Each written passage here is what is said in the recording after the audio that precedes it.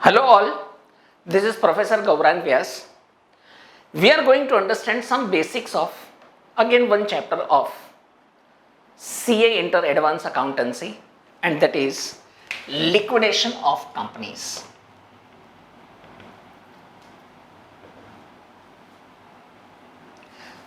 Now, you all know what exactly we mean by the term liquidation. Liquidation means closing down of the company. As per Companies Act, a company gets liquidated in two ways. First, by order of the court. Sometimes the court itself will give order to the company कि चलो भाई बहुत हो गया बंद करो. There are so many provisions given under the Companies Act under which the court can give order to the company to close down the company, and this is called compulsory liquidation.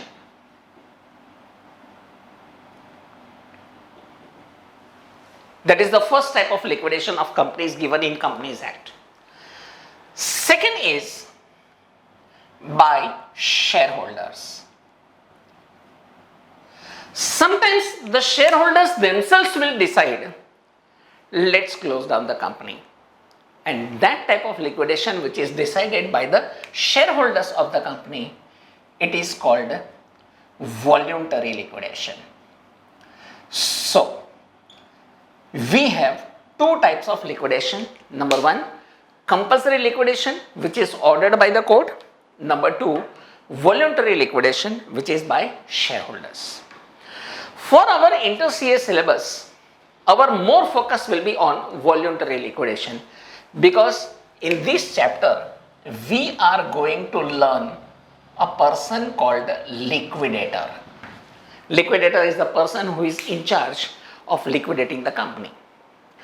In case of compulsory liquidation, the liquidator is appointed by the court only, who is called official liquidator, and he is answerable to court only. He is supposed to give reports to courts only. So it doesn't come in public much.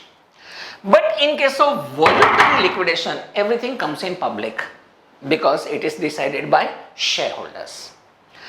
In case of voluntary liquidation, what exactly is the process? So here, the first thing happens is the shareholders will pass special resolution to liquidate the company. Now you all know special resolution means 75% majority, and this special resolution is passed in the extraordinary general meeting.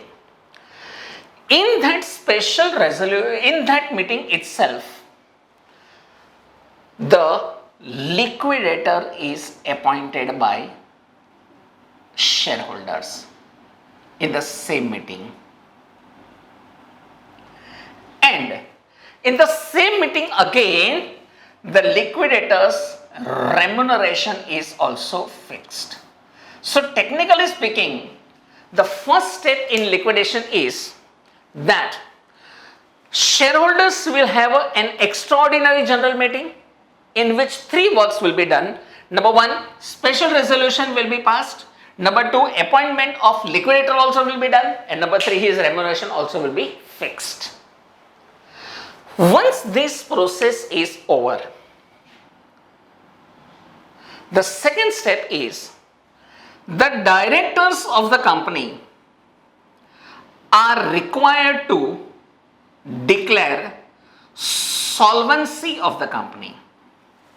Now, directors are required to declare solvency का मतलब क्या?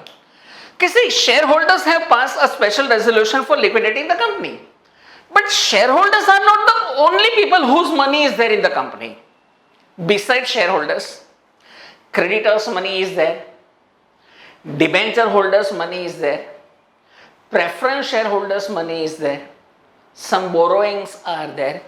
So lot many people's money is involved in the company. So how the hell only shareholders can decide and just close down the company? That means the directors have to declare the solvency of the company.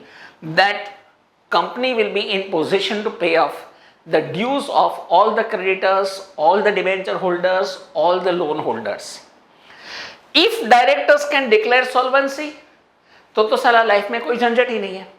But if directors cannot declare the solvency, then in that case, the company will have to call meetings of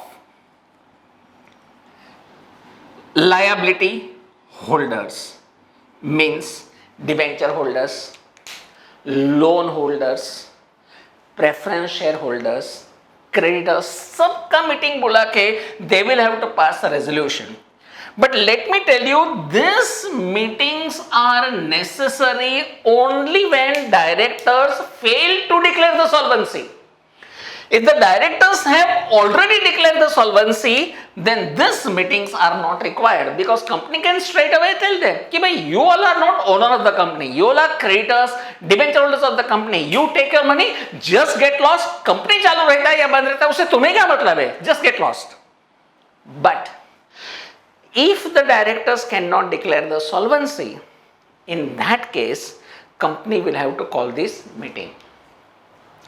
Once these two things are over, third thing, and that is the company will have to go to the court and company will have to take court's permission.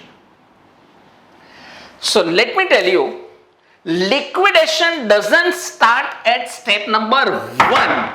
Technically speaking, liquidation starts at step number 3 when the court's permission comes. Many times it can happen that step number 1 is over, step number 2 is also done, they went to the court did not give the permission, liquidation will stop. So please remember, liquidation starts only when court's permission is received. Once court's permission is received, the board of directors of the company will get dissolved. Directors will have no say in the management, and now there will be only one person in charge of the company, and that will be liquidator. So liquidator will become whole and soul of the company. Liquidator will sell off one by one all assets of the company. He will pay off one by one all liabilities of the company.